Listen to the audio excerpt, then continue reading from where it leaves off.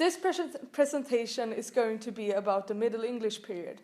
It can be difficult to say exactly when the Middle English period started, since it is very closely related to the medieval English language.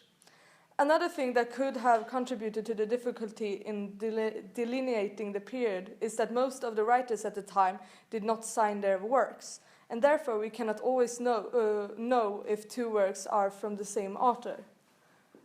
We choose to focus on the 14th century in this presentation. Knighthood was a lower class of nobility in the Middle English period. And a knight usually fought for a lord in exchange for payment in the form of land holdings. And there were two ways to become a knight. The first one was to be born into a noble family, and the second one was to perform an extraordinary military service. Knights were supposed to follow a set of rules, a code of chivalry. And basically the code of chivalry states that knights should live for honor and glory. They should serve and obey the lord that they work under. They should protect the weak and innocent, which included women and children. They should believe in God, and also that they should keep their word. The code of chivalry was developed between the 10th and the 11th century. However, it is still relevant to the Middle English period, the 14th century, because a big part of the literature of that period was about chivalry. The three main literary genres of the Middle English period were religious texts, courtly love, and also Arthurian texts. Both Arthurian and courtly love share a common theme of knights, and especially courtly love emphasizes on the concept of chivalry. That was the three major categories of Middle English literature. One of the biggest writers of that time, however, was Geoffrey Chaucer. Geoffrey Chaucer is considered today to be the greatest poet of his time, and sometimes he's also called the father of English literature. The Canterbury Tales, which is Chaucer's most famous work, is a text that we will be talking about in this presentation. And basically it's about, it describes the pilgrimage of 24 people of all different classes who together are traveling towards Canterbury. Chaucer wrote the Canterbury Tales using something called rhyming couplets. A rhyming couplet is when the two last words at the end of two following lines rhyme with each other. As you can see here, suit and root rhyme, liquor and fleur, breathe and heath, and son and Iran. Chaucer also used something called a iambic pentameter, which is when each line contains 10 syllables and when a heavily emphasized syllable follows a less emphasized syllable.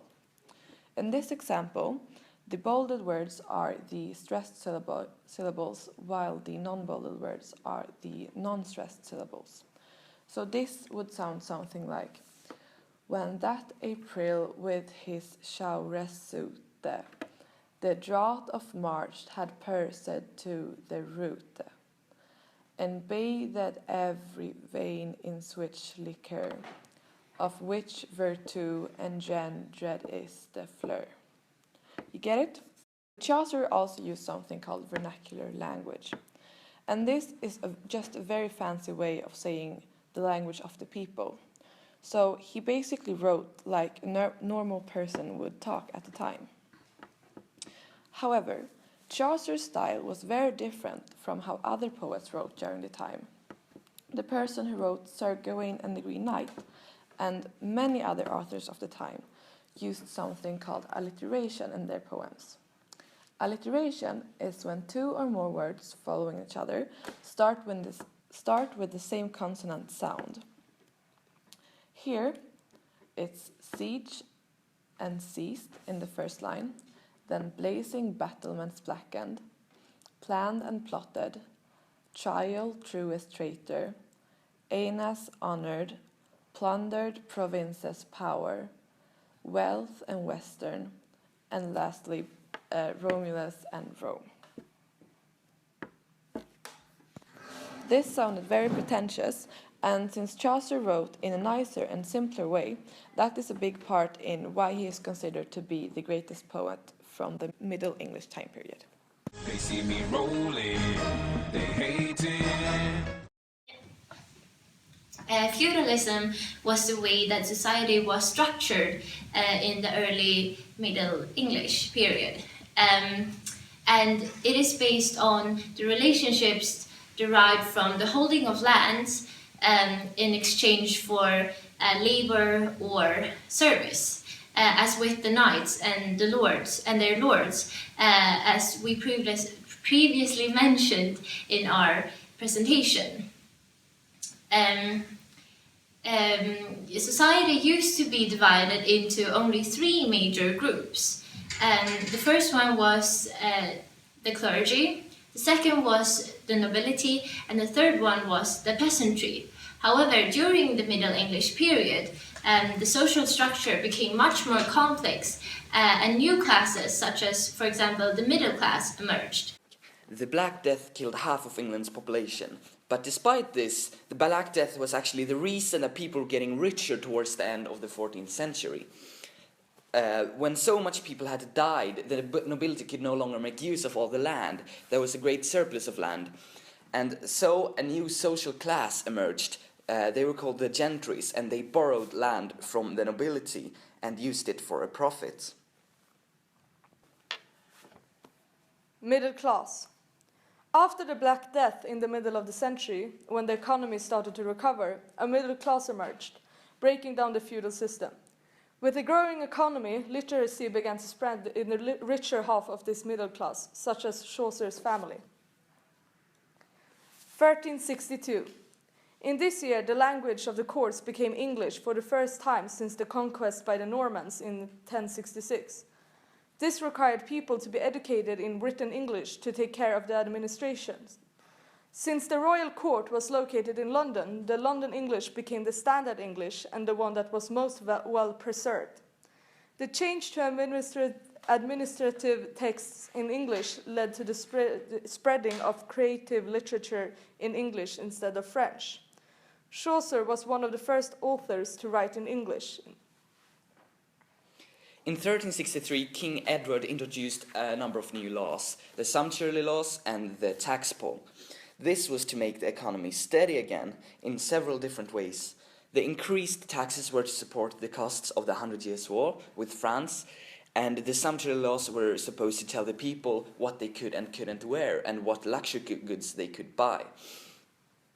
However, as people were getting richer and wealthier, they constantly broke those laws. And we can see this clearly in Chaucer's The General Prologue in the Canterbury Tales. These laws sparked massive unrest in England, and eventually, in 1981, the peasants revolted. The consequences of the revolt were that the taxes once again were lowered. And after the revolt in 1381, England saw a period of the lowest taxes they had had in a really long time. All of these historical events show how the middle class and the people were getting richer and how the social structure and the class boundaries in the feudal system were getting more diffuse and they were breaking up. A growing and prosperous upper middle class was getting richer and more powerful, and they were controlling larger parts of society, including the church.